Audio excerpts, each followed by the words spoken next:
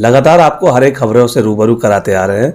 इस वक्त हमारे साथ शान अहमद जी जो छात्र हैं आपके डीएवी कपिल देव के 95% ला करके अपने समाज का नाम रोशन किया है 10th क्लास में सीबीएसई पैटर्न से।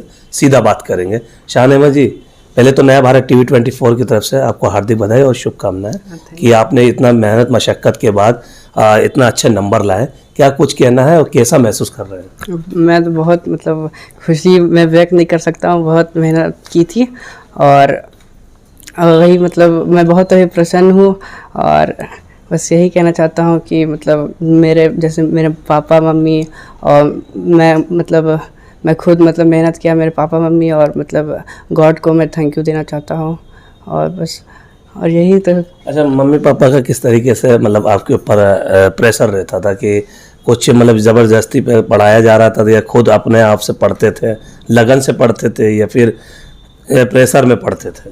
हाँ, मम्मी पापा की तरफ से तो कोई परेशानी ये क्या प्रेशर नहीं किया जाता था, लेकिन मैं खुद से पढ़ता था। मैं जब मन करता था तभी पढ़ता था और उससे मेरा हो गया और मैं कम वक्त देता था लेकिन पर फोकस से पढ़ता था, तो इसलिए वो मेरे लिए ठीक साबित हुआ। 2 साल कोरोना काल में बीत गए और उस समय पढ़ाई में काफ़ी तकनीकों का सामना करना पड़ा, बहुत कठिनाइयाँ आती थी। उस वक्त आप कैसे पढ़े हैं और क्या आप उस समय मोबाइल यूज़ करते थे या फिर किसी के माध्यम से चाचा या पापा के मोबाइल से बात करते थे? हाँ, वही जैसे कोरोना काल में स्कूल भी बंद हो गई थी और ऑनलाइन क्लास भी चलता था, तो वो सब ठीक हो जाने फिर भी अच्छा से पढ़ नहीं पाता था। तो इसलिए जैसे कुछ छूट गया क्लास या फिर ऑनलाइन क्लास में नेट ख़त्म हो गया, तो उस वक्त में मैं कभी कभी कोई छूट जाता था तो यूट्यूब भी मेरा बहुत सहारा दिया। तो इसलिए यूट्यूब में जैसे बहुत सारे चैनल थे, वो उन लोगों ने मेरी बहुत मदद की और टीचर्स भी जैसे कुछ डाउट वगैरह हो गया तो टीचर से डायरेक्ट कांटेक्ट कर लेता था व्हाट्सएप से। तो इसलिए ऑनलाइन में भी ठीक ही ये हो पाए, ठीक ही तैयारी हो गई इसलिए। और समाज से क्या रिस्पांस मिल रहा है जब आप 95% लाए मार्क्स और समाज के लोग कुछ मिलने आए, क्या आपको बधाई दे रहे हैं, क्या कुछ कह रहे हैं आपसे? हाँ, जब से रिज़ल्ट आया था तब से फ़ोन वगैरह आने लगे थे। उसके बाद फिर मेरे दोस्त लोग और पापा के भी दोस्त लोग आए और वही मिठाई खिलाई और मुझे खुशियाँ बधाई दी और बस यही सब, वही दिनचर्या यही सब से गुजरी। और फिर अब और क्या अब मैं बहुत ये हूँ खुश, बहुत ज़्यादा खुश हो गए। बताया नहीं जा रहा आपसे, इतनी खुशी है आपके अंदर। अच्छा, खैर दूसरा मेरा एक और सवाल है आपसे कि आप भी न्यू जनरेशन हैं और अभी जो न्यू जनरेशन है नशा में, गलत हरकतों में, मोबाइल में ज़्यादा टाइम बर्बाद कर रहे हैं, पढ़ाई की ओर ज़्यादा आकर्षित नहीं है, मगर उसी जनरेशन में आप भी जी रहे हैं। आपने 95% लाए, आपने अपने समाज का नाम रोशन किया। उन लोगों के लिए क्या चंद बातें आप अपनी ओर से कहना चाहते हैं उनके लिए? हाँ, तो मैं यही बोलना चाहता हूँ कि पढ़ो तो अगर एक दिन में पढ़ना है तो पहले तुम टास्क बना लो, जो पढ़ना है वही टास्क कंप्लीट करो। उसके बाद तुम जो चाहिए जो एंटरटेनमेंट करना चाहते हो वो कर लो, लेकिन पर टास्क हमेशा पूरा होना चाहिए। हर दिन सुबह उठते ही एक टास्क बना लो और उसको उस पर फॉलो करो और वही फॉलो करने के बाद अगर फॉलो नहीं हुआ तो फिर वही उसको जब तक फॉलो नहीं हुआ तब तक वो दिन रात पूरा लगा दो, उसमें फॉलो करो। उसका फिर एंटरटेन करो, फिर यूट्यूब हो गया, शॉर्ट्स जो देखना। कितने घंटे आप पढ़ाई करते थे और कितने समय आप सोते थे? समय एक टाइमिंग होता है पढ़ाई का कि हाँ इतने बजे से इतने बजे तक। क्या उसके अलावा अपने घर में कोई काम वगैरह भी करते थे या फिर खाली पढ़ाई पर फोकस? नहीं, पढ़ाई भी करते थे और काम वगैरह भी करते थे। घर में कुछ मदद हो गया या फिर दोस्तों से भी हो गया।